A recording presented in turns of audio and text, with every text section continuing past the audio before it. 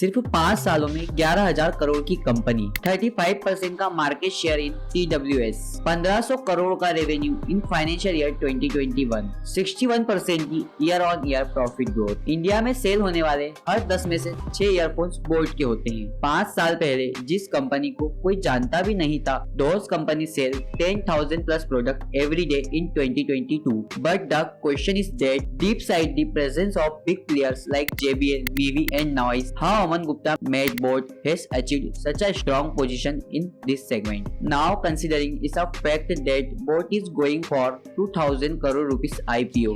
The question is how Boat has achieved such an extraordinary position in crowded wearable market in India, and what exactly was their business strategy, and what is the lessons we learn from Aman Gupta and their wonderful team of Boat. Boat के successful होने के सबसे important reasons में से एक है boat की genius market positioning. If you look at the rise of boat, it is very similar to the rise of OnePlus phones in India. एक टाइम था जब इंडिया में OnePlus बहुत ही अंडररेटेड स्मार्टफोन ब्रांड था और सिर्फ टेक एंथुसियास्ट के बीच में ही पॉपुलर था। बट सडनली OnePlus 7 के लॉन्च के बाद OnePlus इंडिया में एक बहुत ही पॉपुलर स्मार्टफोन ब्रांड बन गया एंड लिटरली 2019 में हमें हर जगह OnePlus के फोन ही दिखाई दे रहे थे। एंड 2019 में एक टाइम तो ऐसा आ गया था जब OnePlus के फोन्स की सेल्स सैमसंग और एप्पल की कंबाइंड सेल्स से भी ज्यादा हो गई थी। बट अब यहाँ पर क्वेश्चन ये है कि स्मार्टफोन्स के इस कॉम्पिटिटिव मार्केट में जहाँ Oppo, Vivo, Xiaomi,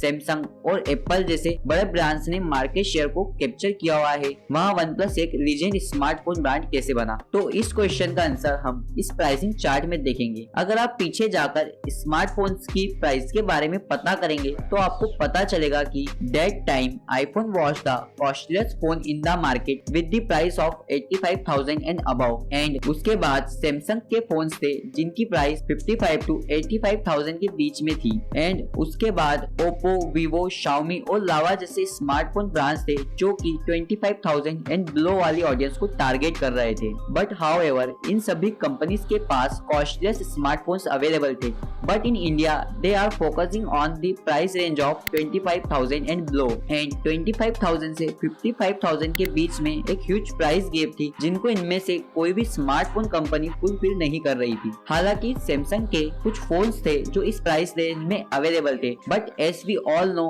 Samsung phones does not offer as much as value of money to its counterparts. And this ladies and gentleman are premium unaddressed and more importantly large audience was left untapped. And इसी के बीच हमें 2 smartphones का rise देखने को मिला। First is Xiaomi Mi 9 जो कि 31,000 की प्राइस पर अवेलेबल था, एंड सेकेंड इज OnePlus 7 जो कि 35,000 की प्राइस पर अवेलेबल था। एंड इन दोनों ही स्मार्टफोन्स को 25 टू 55,000 की प्राइस रेंज के बीच में पोजीशन किया गया था। And they both offered way more value as compared to Samsung phones. But अब यहाँ पर बहुत सारे लोग कहेंगे कि OnePlus 7 के राइस का बोट से क्या कनेक्शन है? तो अगर आपने ध्यान दिया हो तो जब एप्पल ने 2016 में एयरपोर्ट लॉन्च किए थे, 3 important things happened in exact same year. iPod के लॉन्च के बाद वायरलेस ईयरफोन्स का एक फैसिनेटिंग बूस्ट देखने को मिला। And second thing is Reliance ने जियो लॉन्च किया था 2016 में, जिसने की इंडियन स्मार्टफोन यूजर्स के स्क्रीन टाइम को कई गुना बढ़ा दिया। And the third and most important thing is many smartphone users ने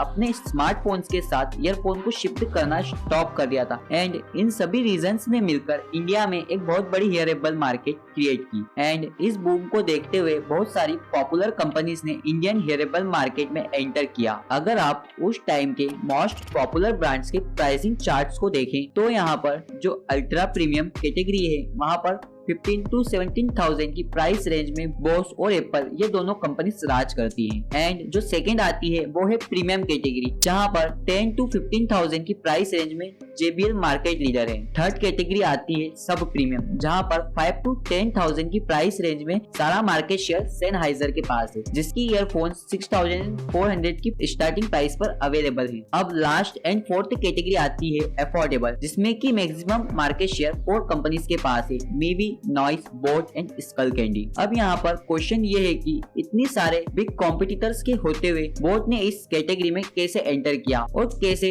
TWS के सेगमेंट में मार्केट लीडर बना? तो इसके पीछे मेनली 2 इम्पोर्टेंट रीजंस है। That while Skullcandy was only popular among enthusiast and very limited segment of audience, and Mivi और बोल्ट को भी सेगमेंट की ऑडियंस बखूबी जानती है। बट अब हम अगेन वन प्लस के एग्जाम्पल के थ्रू इसे समझने की कोशिश करते हैं। जब वन प्लस नई कंपनी थी और इसे कोई जानता नहीं था कि ये कौन सी कंपनी है, तब इसने हायर किया popular Hollywood celebrity Robert Downey junior को, जिन्हें हम सब आयरन मैन के नाम से जानते हैं। और जब रॉबर्ट डॉनी जूनियर ने वन प्लस का एड किया, तब ऑडियंस के बीच में वन प्लस की पॉपुलैरिटी बहुत ज्यादा बढ़ गई। अब बात आती है बोट की, तो boat was more popular because उन्होंने 2018 में हार्दिक पांड्या को ब्रांड एंडोर्समेंट के लिए चुना, and that is the real power of celebrity endorsement. और यही एस्पिरेशनल वैल्यू क्रिएट की हार्दिक पांड्या की एंडोर्समेंट ने for boAt as a brand, और इसी का रिजल्ट ये मिला कि बोट 2 to 5,000 की कैटेगरी में मार्केट लीडर बन गया। बट अब यहाँ पर बहुत सारे लोग कहेंगे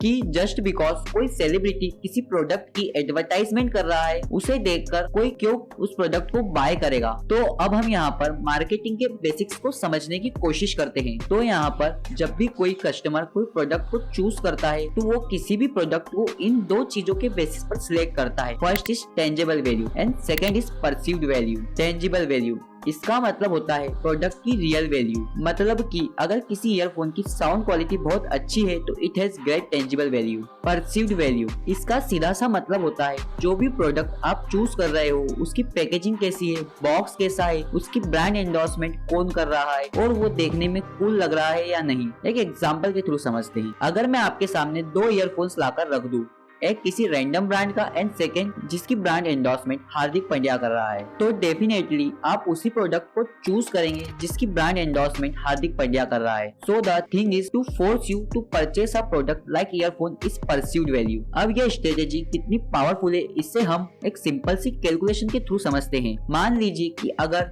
सेलिब्रिटी एंडोर्समेंट की वजह से बोट को पर प्रोडक्ट 200 रुपीज का एक्स्ट्रा प्रॉफिट हो रहा है, तो ये पूरी कैलकुलेशन कुछ इस तरह होगी। ईयर 2021 में 6.6 मिलियन TWS यूनिट्स सेल हुई और बोट के पास 35.8% का मार्केट शेयर है, मतलब बोट ने लगभग 59 लाख यूनिट्स सेल की। और अगर हम सेलिब्रिटी एंडोर्समेंट की वजह से पर प्रोडक्ट 200 रुपीज एक्स्ट्रा कैलकुलेट करें, तो 200 multiply 59 lakh equal to 118 crore rupees, मतलब बोट ने कुल मिलाकर 118 करोड़ एक्स्ट्रा अर्न किए इन रेवेन्यू। बट यहाँ पर चौंकाने वाली बात ये है कि बोट का पूरे फाइनेंशियल ईयर 2021 में ही नेट प्रॉफिट ही 78.6 करोड़ रुपीस था। और यही है real power of perceived value in crowded commoditized market. और यही रीजन है कि बोट खुद को मार्केट में ऐसा लाइफस्टाइल ब्रांड प्रेजेंट कर रहा है और खुद की एक एस्पिरेशनल वैल्यू क्रिएट करने की कोशिश कर रहा है अपनी डिजाइन और एंडोर्समेंट के बेस पर। और इसीलिए 2019 में बोट ने हार्दिक पांड्या के बाद शिखर धवन, जसप्रीत बुमराह, पृथ्वी शॉ